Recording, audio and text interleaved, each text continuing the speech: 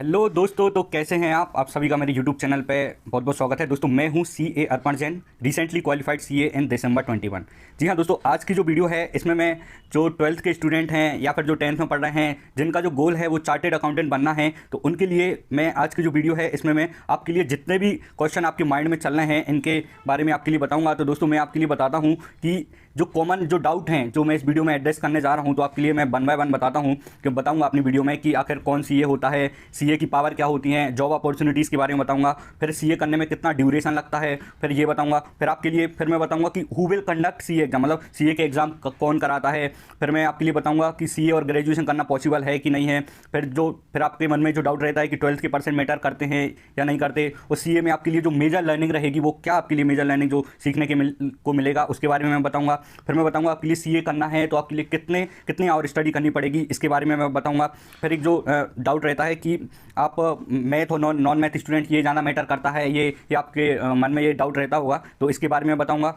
फिर मैं बताऊंगा who is eligible for CA, मतलब सीए कौन कर सकता है, एलिजिबिलिटी बताऊंगा। फिर एक जो डायरेक्ट एंट्री और आफ्टर 12th वाला सिस्टम है इसके बारे में बताऊंगा। फिर हाँ, एक जो सबसे जो इंपॉर्टेंट जो आपके लिए रहता होगा, इस सीए की सैलरी कितनी होती है इसके बारे में बताऊंगा।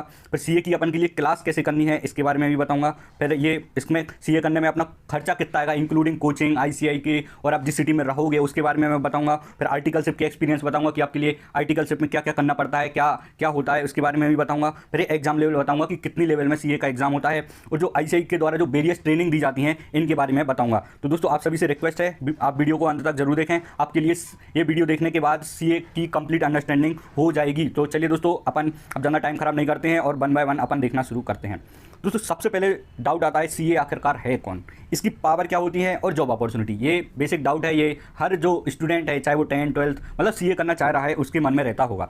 तो दोस्तों सबसे पहले मैं बताऊं, सीए बनने के बाद आपके पास दो ऑप्शन होते हैं, either you can go for CA in practice या फिर आप जॉब में जा सकते हैं। जो बंदा प्रैक्टिस करता है वो ये या तो फिर वो ऑडिट करता है, जीएसटी या टैक्सेशन वर्क, मेनली ये जो वर्क होता है ये प्रैक्टिस में कर सकता है। और प्रैक्टिस में ऑडिट की भी गवर्नमेंट द्वारा पावर दी गई है सीए के लिए, जिससे वो एक्सक्लूसिव पावर है कि ऑडिट रिपोर्ट साइन करने के लिए सीए के लिए एज पर दी कंपनीज एक्ट। और दोस्तों और दूसरे नंबर पे सीए के पास जो ऑप्शन रहता है, आप जॉब ज्वाइन कर सकते हैं, आप बिग फोर में जा सकते हैं, इंडस्ट्री ज्वाइन कर सकते हैं। आपके लिए सीए बनने के बाद आपके लिए बैंक में जॉब मिल सकती है, बैंक में क्रेडिट मैनेजर की जॉब मिल सकती है, और आपके पास बहुत ज़्यादा मल्टीपल ऑप्शन हो जाते हैं इवन। ठीक है दोस्तों, अब देखिए, अब ये ड्यूरेशन, अब एक जो मोस्टली सबका दूसरे नंबर पर डाउट रहता होगा, यार सीए करने में ड्यूरेशन कितना लगता है। तो दोस्तों मैं अगर बताऊँ, जो एक्स्ट्रा ऑर्डिनरी स्टूडेंट हैं वो लिटरली 4.5 साल में भी क्लियर कर देते हैं। फर्स्ट अटेम्प्ट में इनके पूरा सीए कंप्लीट हो जाता है, तो वो 4.5 में भी कंप्लीट कर देते हैं। पर मैं अगर नॉर्मल स्टूडेंट देखूं तो वो 6 ईयर में सीए कंप्लीट कर देते हैं, और किसी को 8 से 10 साल भी लग जाता है। पर ये मैंने ये रियलिटी बता रहा हूँ आपके लिए, कुछ पहले ही से बता रहा हूँ, ऐसा नहीं है।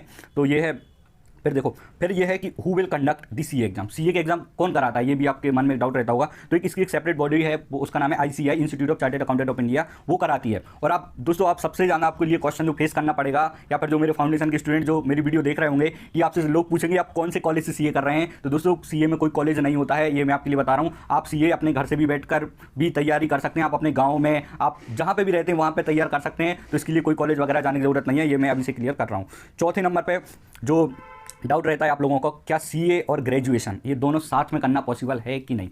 तो दोस्तों मैं बताऊं कि ये हाँ बिल्कुल पॉसिबल है, मैंने भी सीए के साथ ग्रेजुएशन किया था। और दोस्तों मैं आपके लिए ये भी बता रहा हूं कि सीए में आप इतना पढ़ लोगे कि आप ग्रेजुएशन में करने जाओगे, बीकॉम वगैरह करोगे, तो आप बगैर बुक लिए भी आप ग्रेजुएशन में पास हो जाओगे। मतलब इतना आप सीए इंटर पढ़ने के बाद इतना ज़्यादा नॉलेज आ जाता है कि आप ग्रेजुएशन में बगैर बुक के भी आप डायरेक्ट पेपर देने भी जाओगे तो भी आप इजीली पास हो जाओगे। पर दोस्तों आपके लिए एक और अच्छी चीज़ बता रहा हूँ, अभी एक नोटिफिकेशन आया जिससे अगर आप सीए हैं तो then you will be considered as post graduate. तो ये अच्छी बात है। तो ये आप अगर आप रिस्क लेना चाहते हैं तो ये अच्छा है कि आप after CA you will be considered as post graduate, और अगर इंटर के बाद भी आपके लिए ग्रेजुएट माना जाएगा। तो दोस्तों ये एक अच्छी चीज़ आ गई है। फिर आता है या 12th के परसेंट मैटर करते हैं कि नहीं।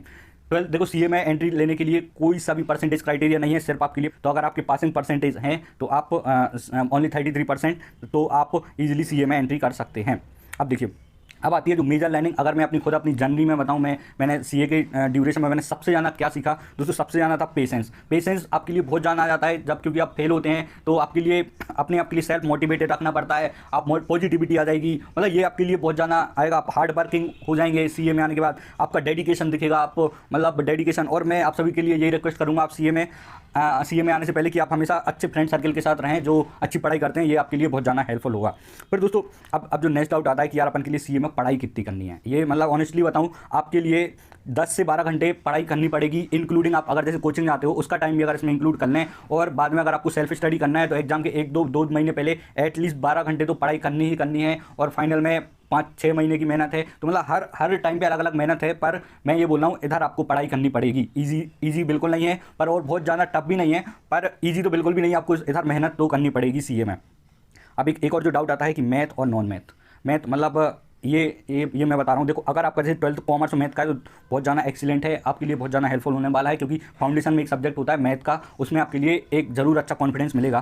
पर कोई दिक्कत नहीं है, कोचिंग आजकल बहुत अच्छी कोचिंग हो गई हैं, आपके लिए बहुत अच्छे से बता दिया जाएगा, तो आप उसकी टेंशन ना लें। और अगर आपका ओनली कॉमर्स है तो आपके लिए थोड़ी बस मैथ पढ़नी पड़ेगी, और उसकी आप कोचिंग ले लेंगे तो वो ईजिली कवर हो जाएगा, तो उसकी आप टेंशन ना लें। और अगर आपका ओनली मैथ है तो आपके लिए अकाउंट में थोड़ा वर्क करना पड़ेगा, पर इसके लिए भी आप भी बिल्कुल टेंशन ना लें। आपके लिए भी बहुत अच्छी फैकल्टी हैं, आपके लिए कोई दिक्कत नहीं आएगी, तो आप ये बिल्कुल भी ना सोचें। पर ये रियलिटी है कि ऐसा होता है, कॉमर्स और मैथ वाले के लिए एज थोड़ी रहती है, फिर कॉमर्स वालों के लिए मैथ में थोड़ा सा वर्क करना पड़ता है, और मैथ वालों के लिए अकाउंट थोड़ी पढ़नी पड़ेगी बस, ठीक है। अब देखो, who is eligible for CA, मतलब सीए के लिए एलिजिबल कौन है, मतलब आप आफ्टर 12 सीए ज्वाइन कर सकते हैं। और एक और ऑप्शन रहता है कि आप आपका ग्रेजुएशन भी कर सकते हैं। अगर आप आपका ग्रेजुएशन करते हैं तो आपके लिए सीए फाउंडेशन देने की ज़रूरत नहीं है, आपकी डायरेक्ट एंट्री इंटर में हो जाती है।